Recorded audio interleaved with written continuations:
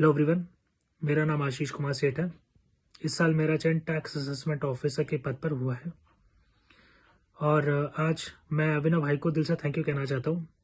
उनके इस प्लेटफॉर्म से मैं आप सबके साथ अपने रिसोर्सेज, अपनी स्ट्रेटजी को साझा कर पा रहा हूँ और इस वीडियो में साथ ही साथ मैं ये भी डिस्कस करूँगा कि जो लास्ट 1 मंथ है उसमें प्रीलिम्स की कैसे तैयारी करनी चाहिए। तो पहले मैं प्रीलिम्स के बारे में बताऊँगा डिटेल में।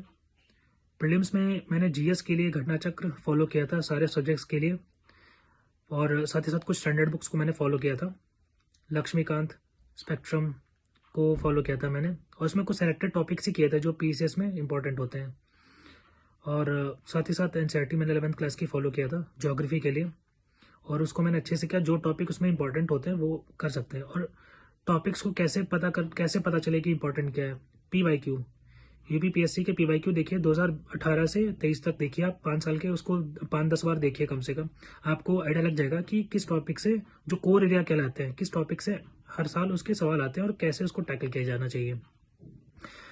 जीएस के साथ साथ जो टेस्ट सीरीज का बहुत ही इंपॉर्टेंट रोल होता है, उसके लिए मैंने ध्येय और दृष्टि का टेस्ट पेपर लगाए थे और इस साल भी मैं वही प्रयास करूंगा उसका टेस्ट पेपर लगाऊं 2024 के लिए।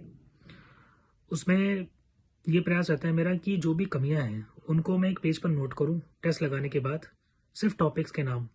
और ऐसे ही करते करते मेरे 5-6 पेज इकट्ठे हो जाते हैं जिसपे वो मेरे वीक पॉइंट्स निकल आते हैं और मैं सबसे ज़्यादा उन्हीं पे काम करता हूँ और ऐसे मेरी जो कमियां हैं ख़त्म हो जाती हैं। क्योंकि कई सारी चीज़ें आपकी ऑलरेडी तैयार होती हैं जो आप नहीं भी रिवाइज करेंगे, आप एग्जाम में आपको दिखेगा ऑप्शन में तो आप टिक कर लेंगे, लेकिन जो वीक टॉपिक है वो वीक ही रह जाते हैं। तो उनको बेस्ट तरीका यही है कि उनको एक छांटा जाए, उनको इकट्ठा किया जाए और उन पर काम किया जाए। साथ ही साथ सी सैट के लिए मैं ये बताना चाहता हूँ कि सी सैट में आप इंग्लिश, रीजनिंग, क्वांटिटेटिव एप्टीट्यूड के साथ साथ जो रीजनिंग है, रीजनिंग, हिंदी, इंग्लिश और कम्युनिकेशन, जो 4 चीज़ें हैं इन पे सबसे पहले आप फोकस करिए। जिनकी मैथ्स वीक है उनको ये सबसे पहले करने की ज़रूरत है। और जिसमें रीजनिंग पे आप पीवाईक्यू लगाइए 2013 से 23 तक। बहुत सारे क्वेश्चन का जो पैटर्न होता है वो सिमिलर होता है, सिर्फ वो फैक्ट्स, डेटा उनका बदलता है, नंबरिंग उसमें बदलता है, बाकी सब सेम रहता है। तो आप आराम से वैसे क्वेश्चन टैकल कर लेंगे। और 2023-22 में जैसा पेपर आया ना, तो आप उसको बार बार प्रैक्टिस करिए, उस फॉर्मूले को याद करिए, आपके कई सारे क्वेश्चन एक्स्ट्रा वहीं ठीक हो जाएंगे। और अब मैं बात करता हूँ मेंस की। मेंस में GS1 में हिस्ट्री, वर्ल्ड हिस्ट्री और मैंने ज्योग्राफी, सोसाइटी, इनके लिए मैंने कुछ नोट्स बनाए थे अपने। साथ ही साथ वैल्यू एडिशन मैंने किया था विजन से, सोसाइटी में और कई सारी चीज़ों में। और जो आपने सुना भी होगा मेंस 365 आती है, मैंने उसको फॉलो किया था। GS2 में मैंने लक्ष्मीकांत फॉलो किया था। साथ ही साथ कुछ टॉपर्स के नोट्स मैंने चारों जीएस में ही मैंने ये किया। चारों जीएस में वैल्यूएडिशन के तौर पर मैंने विजन और टॉपर के नोट्स, जो टेलीग्राम से बहुत आसानी से मिल जाते हैं, आप उनको एड ऑन कर सकते हैं। उससे आपके जैसे कोट्स हो गए, आपके कुछ स्लोक्स हो गए, कुछ डेटाज हो गए, फ्लो चार्ट हो गया, कुछ भी मैप हो गया, जिससे आपका 1-2 मार्क्स हर आंसर में इंक्रीज हो सके, वो सारे प्रयास करिए आप। यही मेरा भी प्रयास रहता था। GS2 में IR के लिए मीन्स 365 को मैंने फॉलो किया। GS3 के लिए मेरा ऑप्शनल भी इकोनॉमिक्स रहा है, तो मुझे ज़्यादा प्रयास नहीं करना पड़ा, लेकिन फिर भी मैंने कोशिश ये किया कि मीन्स 365 पढ़ के जाऊँ, अपने ऑप्शनल के नोट्स रट के जाऊँ, अच्छे से याद करके जाऊँ, समझ के जाऊँ और जहाँ से भी वैल्यूएशन हो सके, कोड्स मिल सकें, कुछ डेटा मिल सके, कुछ अट्रैक्टिव चीज़ मिल सके और कंक्लूजन में कुछ लाइन्स मिल सके, तो मैंने उसको वैल्यूएशन किया। इन्वायरमेंट के लिए नोट्स मैंने टॉपर के प्रेफर किए और GS3 में जो भी चीज़ें हैं, सिक्योरिटी, वो सब के लिए मैंने टॉपर के नोट्स ऐड ऑन किया था उसमें से। GS4 के लिए मैंने विजन और टॉपर के नोट्स को ऐड ऑन किया था। एग्जाम्पल्स चारों GS में देखिए, एग्जाम्पल्स का बहुत ही इंपॉर्टेंट रोल होता है। आप जितना अच्छे से एग्जाम्पल समझा पाएंगे, उसको जस्टिफाई कर पाएंगे, खासकर करंट के एग्जाम्पल से, उतना ही आपके मार्क्स इंक्रीज होंगे। तो ये बहुत इंपॉर्टेंट होता है कि आप एग्जाम्पल्स डालें, फ्लो चार्ट बनाएं, कंक्लूजन लिखें। सारे आंसर्स में आपको कंक्लूजन लिखना है। क्वेश्चंस के टर्म्स को समझिए, जो कीवर्ड्स होता है, कमेंट, एलाबोरेट, उनमें क्या लिखना है वो आपको पता होना चाहिए। ये कुछ तरीके आप अप्लाई कर सकते हैं। और साथ ही साथ टेस्ट सीरीज मेंस की कहाँ से करनी चाहिए। तो टेस्ट सीरीज मैंने ध्येय से किया था, ध्येय और दृष्टि अच्छे हैं और यूपी से हिंदी भी अच्छा है। आप इनमें से किसी में एक ले सकते हैं और वो आपको इवैल्यूएशन बताएंगे कैसे क्या आपको कमियां हैं। खुद भी आप ये कर सकते हैं कि डेली, जैसे जो एक एसडीएम थे तो उन्होंने मुझे ये बताया था कि आप डेली 10 क्वेश्चन मिनिमम लिखिए, 10 से 15, तो आपका चांस बहुत इंक्रीज हो जाएगा कि आपकी कमियां पता लग जाएंगी। तो मेरी यही ड्यूटी रहती थी कि मैं डेली 10 से 15 क्वेश्चन लिखूँ, और मैंने यही प्रयास किया।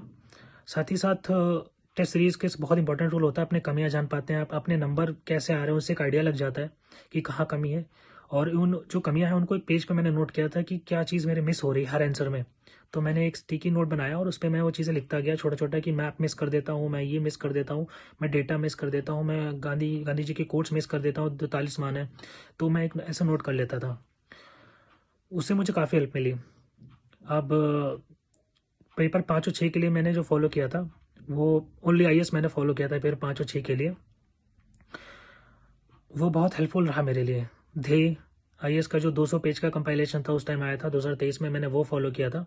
मेक आईएएस से मैंने जीएस पेपर 5 और 6 की टेस्ट सीरीज ज्वाइन की थी।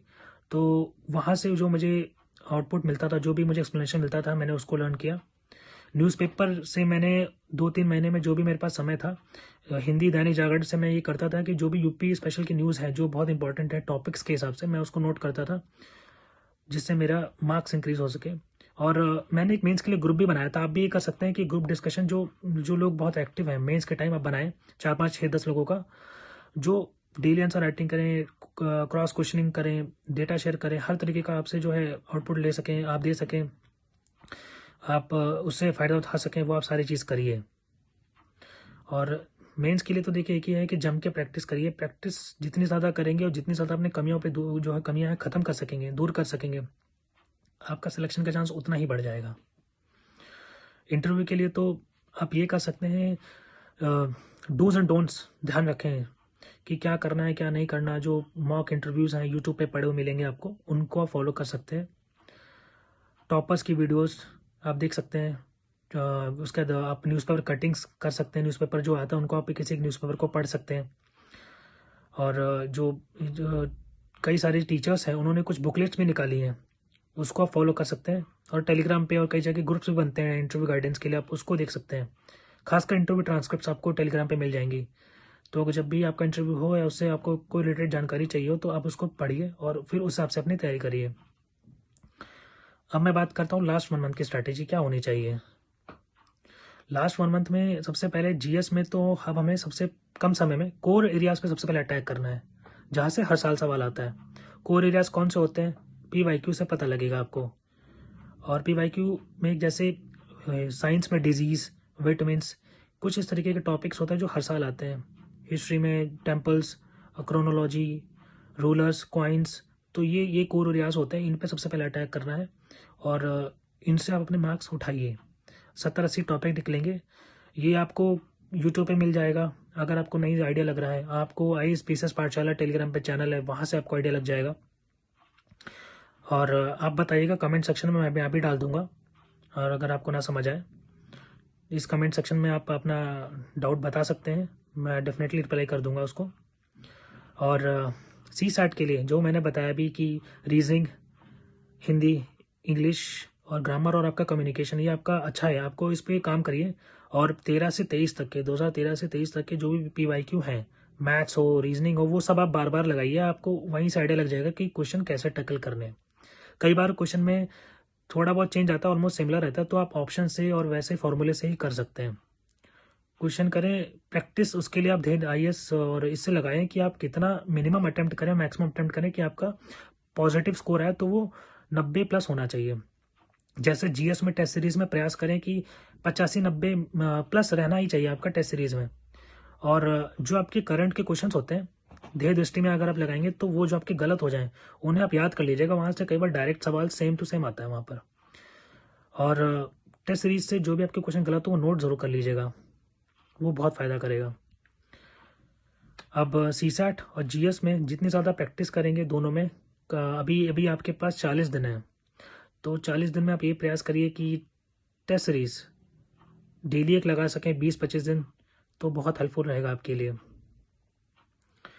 अब मैं लास्ट में ये कहना चाहता हूँ कि हिम्मत बनाए रखिए, हार मत मानिए, सबका समय आता है और आपका भी आएगा। धन्यवाद।